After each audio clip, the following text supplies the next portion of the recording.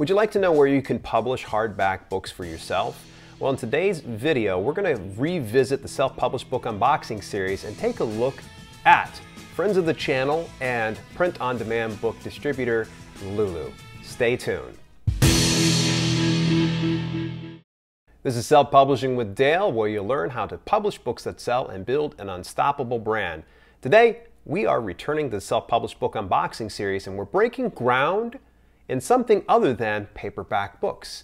Yet, believe it or not, self-published authors can publish books on the hardcover. And I don't know about you, I definitely would love to hear what you think, but I lean in favor of hardback books. They can take more abuse and they last a little longer than, say, a paperback, because I'll go through a paperback, I'll read it a few times, it's all dog-eared and it's beat up and eventually starts to fall apart, whereas hardbacks last a little longer. But I'd like to hear from you and what you prefer, paperback or hardcover. With all of that out of the way, we're going to take a look at Lulu.com's option of hardback books. It should be noted that I'm just breaking ground on Lulu.com, so I'm still somewhat unfamiliar with all of their options and how to take advantage of them. As a reminder, we're going to be focusing on just the product and not necessarily the contents of the book. It's no reflection of the author, who is actually, oddly enough, me today. And so we're going to focus on quality, shipping and handling, delivery time, and then by popular demand, cost and profits. So I decided to take one of my books and turn it from a paperback into a hardback book. It was relatively easy converting the actual interior because it just was a simple move from one thing to the next. However, the cover proved to be somewhat problematic. So what I did was I took the paperback iteration of the cover and I tried to stretch it to the specifications for hardback covers according to Lulu.com. And here's what I ended up getting. It wasn't too bad. I'm pretty happy with the cover, but unfortunately I can't really zoom in enough to really show how the print came out itself. One of the things I noticed right away is you can't just simply take a paperback cover and slap it onto hardback because of the binding. You see how it's cutting it off here at the title? It doesn't look good because when you're opening it and closing it, it continues to kind of wear here. So, and I'm going to talk about specifically formatting to hardback in a future video. We're going to kind of tap on exactly what I did to fix this particular problem. So I ended up taking a cover that I'd utilized for Barnes & Noble Press's hardback cover, which we're going to cover in a future video.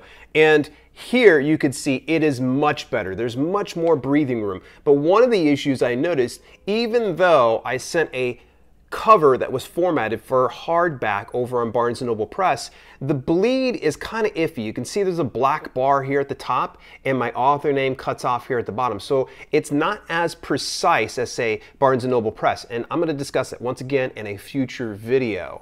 And even though you can see that the actual cover itself looks pretty decent here, looking up close though, it is a bit blurred and it's just a small difference that I can see than the other distributor. And you know, is it going to be a deal breaker? Will one of your audience or your readers say, oh gosh, this looks like garbage? You know, maybe not, but these are some subconscious factors that can add up to the overall experience for your readers. As far as a hardback goes, these things are pretty freaking sturdy. I'm very happy with the print interior. These are white pages, and I believe this is a 6x9 book. So overall, it's really, really nice. Something to bear in mind that if you do have an interior, you may not want to have a lot of image heavy or print heavy type things inside your book. So for instance, I have a lot of pictures and a lot of headers. What ends up happening is there's so much ink on the paper, it kind of saturates it. So in turn, it kind of prints out a little bit wavy. And I noticed this with all of the hardback books that I had published through Lulu. Is it going to be a deal breaker? Not by any stretch, but keep in mind that if people are ordering directly, say, from Lulu.com, or it's being fulfilled through Amazon, they're going to get that in there, and they're probably not going to be too happy. They're going to be thinking, well, gosh, did this get dipped in water or something? So just bear that in mind. If you're, say, for instance, just a fiction writer or someone that's in nonfiction that is text heavy, then that probably is a non-factor. But for those of you out there that are probably putting a bit more images or heavy headers like I have there, it may kind of waterlog or saturate your pages. Now, when it came to delivery time, this wasn't too bad, and especially considering I had ordered it during Q4 sometime in December. The first book came the fastest in about 4 days, and the second iteration came in about 6 days. Bear this in mind that if you're just ordering a proof, it may take about a week to 2 weeks before they actually fulfill your order. So unfortunately, I can't speak on how fast it will be fulfilled when it's live inside the store or over on Amazon's platform. Oh, and that's probably something I glossed over, is Lulu.com does have expanded distribution away from Lulu. So you can actually get over into the Amazon platform as well as Barnes & Noble, if I can recall. So how much did shipping and handling cost altogether for me? Well, on the first book, unfortunately, I was very hasty in my checkout, and rather than really paying attention to the cost, I kind of just checked out and went along with it. And I didn't realize I had actually had rushed shipping put on the very first order, so that was about $9.99.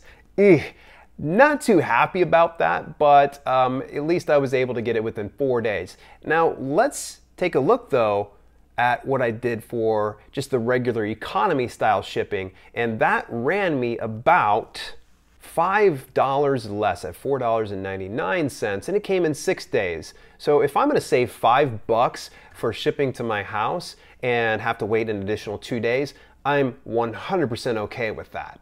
But what about cost? Well, for the author, the wholesale cost is $12.49. Woo! Oh my, if you're used to ordering proofs of print books, $12.49 might seem like a bit of a stretch. It might be a little bit more than you're accustomed to. But again, you've got hardback books that are going to last way longer than print books. And might I say, you might actually impress more people with a hardback versus print book. But that is just my opinion. If I were to price each one of these books at $29.97, the profit level is going to be $2.52 for retail distribution. That means that if it's fulfilled through anyone but Lulu, I'm going to get $2.52. Now, obviously, I'm not going to become a millionaire off of that, but it's still a pretty nice little ticket. At $29.97, I think it's more than reasonable, especially considering this specific niche. If your niche doesn't spend that much money on a hardback book, then you may want to consider in keeping it on the Lulu platform where you profit more. And the Lulu distribution amount that you're going to get is $13.98. Wow. So you can see that literally about half of the actual amount that you would have the customer spend is going to come back to you. But how much traffic does Lulu.com have? It remains to be seen. I've heard a lot of people kind of poo-poo on it, that there's not near as much traffic as, say, you would have over on Amazon. But maybe it could be a case of if you just kept everything on Lulu, you have a reading audience and direct them over to Lulu. So that means that you could probably mark these hardback books down considerably, avoid the expanded distribution, and just keep it there. Charge less, but still profit even more than the $2.52 than, say, you would get off of Amazon.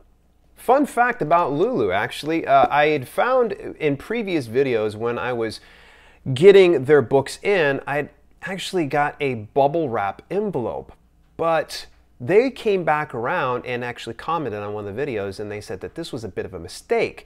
Their printers should be sending it off through corrugated cardboard, and when I received these two hardback books, they both came in my favorite, corrugated cardboard. I can only imagine what would happen if these came in bubble wrap, because they're pretty heavy, so they're going to probably get banged around en route to my house. Big kudos to Lulu.com for following up on something like that. Bubble wrap envelopes are not appropriate for books. Overall, I'm kind of straddling the fence when it comes to the quality of Lulu.com's hardback books.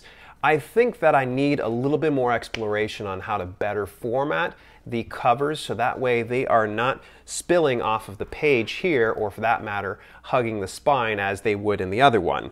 So that is my thoughts when it comes to Lulu's hardback books. We're going to take a look at Lulu.com's paperback books, and news is, I am completely in favor of Lulu.com when it comes to this, and so if you want further details, make sure you go over there and I'll see ya. Now, no complaints. This came undamaged, but it did come in a bubble wrap envelope. So my recommendation, Lulu, if you're paying attention, corrugated